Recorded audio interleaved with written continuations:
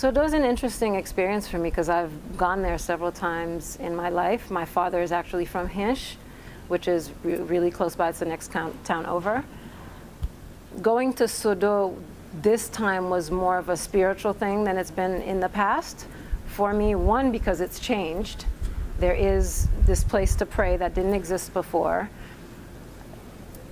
This time I was with a group of people who were into it, and we were led into song, and it was a different experience just because it was not just the spirit that was innately there, but we also brought spirit.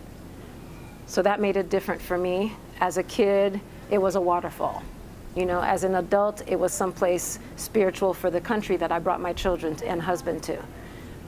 This time it was an enhancement of that spiritual elevation at the location.